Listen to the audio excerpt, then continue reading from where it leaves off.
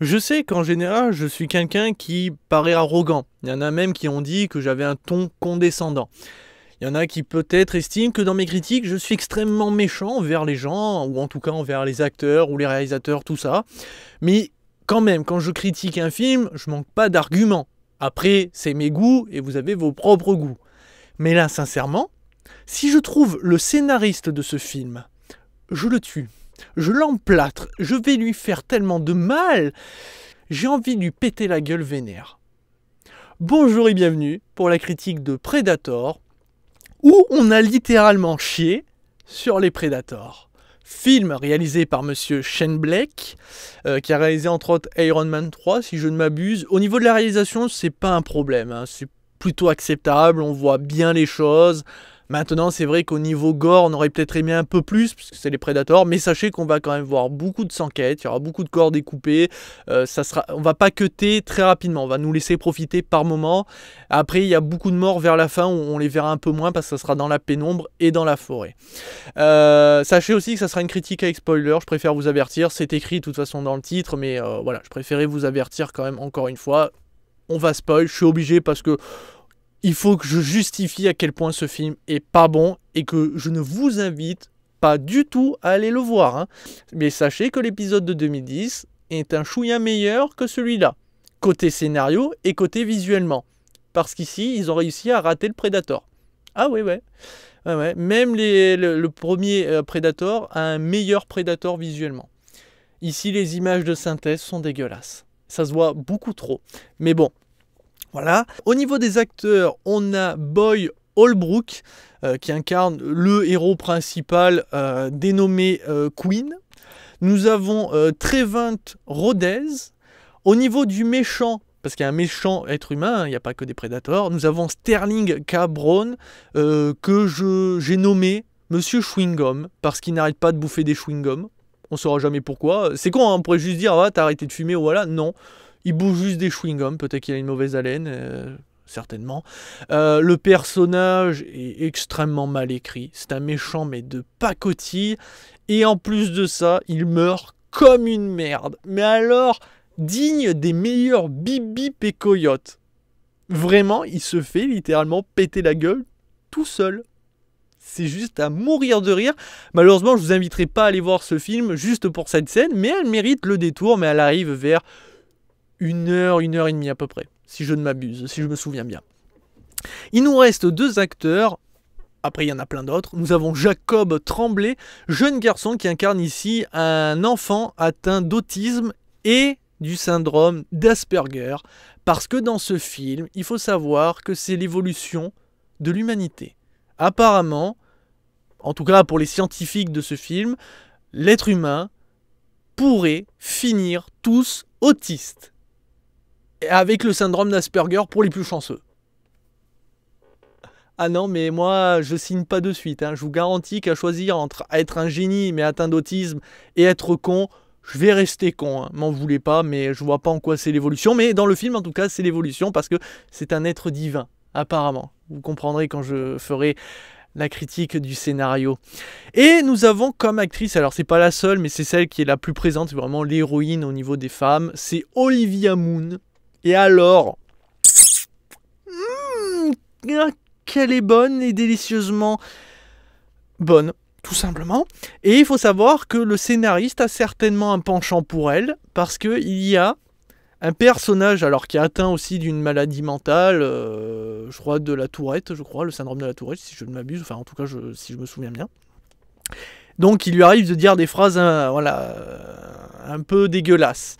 Et à un moment, en voyant Olivia, il va dire je te lèche la moule. Eh bien sache, Olivia, qu'on est 2 à vouloir te lécher la moule. Moi aussi je veux bien. Si je souligne cette phrase, et en plus je passe pour un pervers, bah bravo guide. Non, c'est surtout parce qu'en fait c'est pour vous montrer le niveau d'humour de ce film. On est à ce niveau-là. Donc tout le monde ne va pas apprécier, c'est vraiment pas pour les enfants non plus ce type d'humour, mais voilà, moi j'étais littéralement mort de rire quand il a sorti cette phrase, mais tout le long du film, il y a vraiment beaucoup d'humour qui fonctionne plutôt bien, qui ne dénature pas l'univers en soi. Voilà, ça n'empêche pas que c'est vraiment gore, etc. Mais tout le monde ne va pas kiffer ce type d'humour, mais il y en a beaucoup, hein, sachez-le. Bon, en tout cas, c'est le truc qui m'a sauvé du film, tellement j'ai ri. L'histoire, c'est que à un moment, la Terre va avoir la visite d'un prédateur renégat qui s'est fait chasser par un autre prédateur, et du coup son vaisseau va s'écraser sur Terre. Et très rapidement, il va tuer énormément de gens, et on va découvrir qu'en fait, il est venu nous apporter quelque chose pour nous protéger des prédateurs. Donc un prédateur qui est supposé nous aider est en train de nous tuer. Alors ok, il se défend, me diriez-vous, mais non, apparemment, il veut tuer aussi. Hein. Bon, ça reste un chasseur, un prédateur est un chasseur. Mais bon, voilà. Et forcément, le prédateur qui le poursuivit va aussi venir sur Terre pour, d'une, arrêter le renégat, 2, récupérer ce qu'il a laissé, et 3, récupérer notre cher enfant atteint d'autisme d'Asperger, parce que maintenant les prédateurs n'ont pas que pour objectif de nous chasser et de nous traquer comme ils l'ont toujours fait, d'ailleurs il y a des références au premier et au deuxième prédateur, ce qui est plutôt cool, mais apparemment ils nous étudient et récupèrent les meilleurs éléments, ou en tout cas ceux qui auraient un ADN très prometteur, les capturent pour se les injecter en eux. Pour les prédateurs, on serait indispensable pour leur évolution, parce que ça les aiderait à mieux nous exterminer. Hein?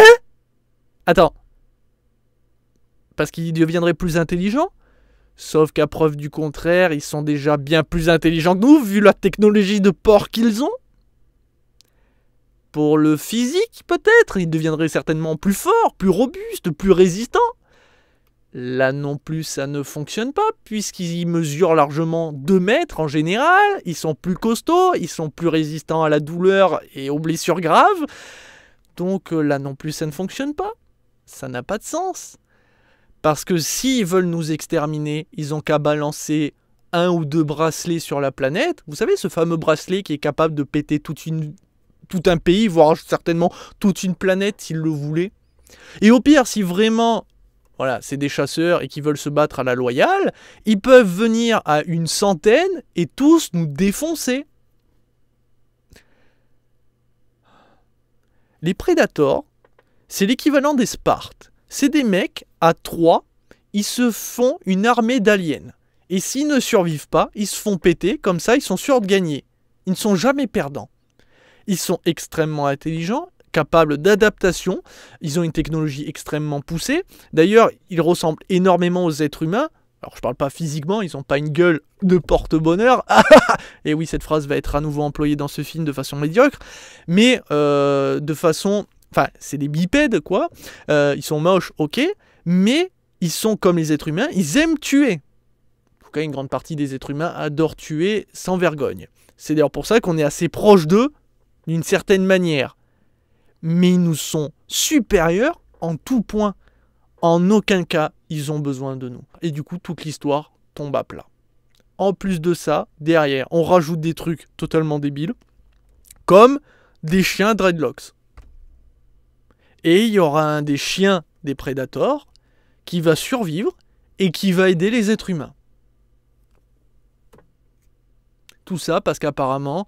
lui tirant dans la tête, ça lui aura effacé la mémoire, et du coup il se sent comme un chien. Non, là j'en peux plus.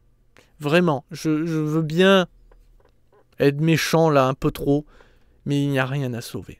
Ce film est une hérésie et chie littéralement sur la gueule des Predators. Vous aviez détesté l'épisode de 2010, ben, scénaristiquement il s'en sortait quand même un peu mieux.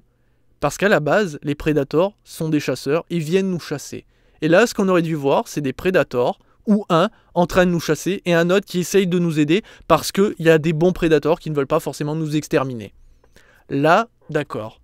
Par contre, que le Predator qui veut nous aider nous tue, ne fonctionne pas, et que les Predators veulent récupérer des enfants autistes pour s'améliorer génétiquement, alors là, moi je suis largué. Je vois pas en quoi. Et sachez que l'arme offerte par les Predators est quand même goldée. C'est un bracelet qui transforme le porteur en Predator. Enfin, en tout cas, la même armure et tout, équipé de plus de canons et plus de lumière. Vive les Power Rangers.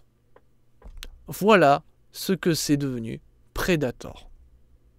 Je ne parle même pas de la pseudo-chasse dans la forêt, parce que le Predator, là, ne chasse même pas comme un Predator. Il y a quasiment aucune utilisation d'outils Predator, sauf par les êtres humains, utilisés par inadvertance, mais il n'y a pas la lance, il n'y a pas les filets. À aucun moment, on voit un Predator chasser. On a l'impression d'avoir des teubés au niveau des Predators qui sont là en plein milieu. Ouais, tirez-moi dessus. Et voilà.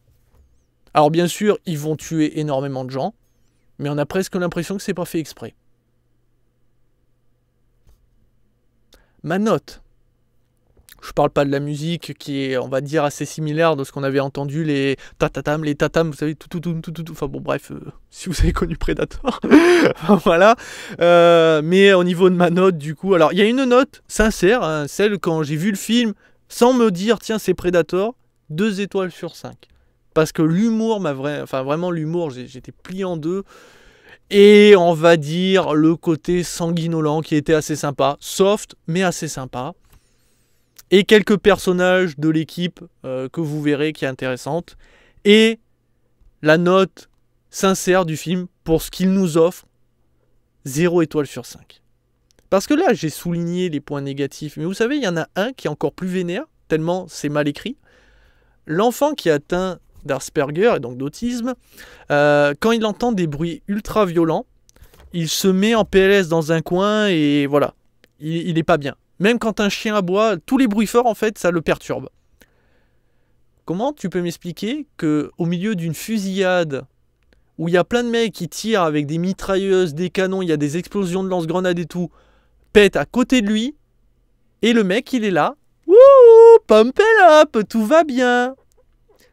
Donc, on nous montre un élément normalement central où on nous fait comprendre que cet enfant est atteint d'autisme et que en cas de fort bruit, il va avoir un problème qui pourrait être causé en plein cours d'une fusillade et du coup, ça va obliger des personnes à le couvrir ou à le porter sur lui pendant qu'il fait sa crise, n'est même pas employé dans le film.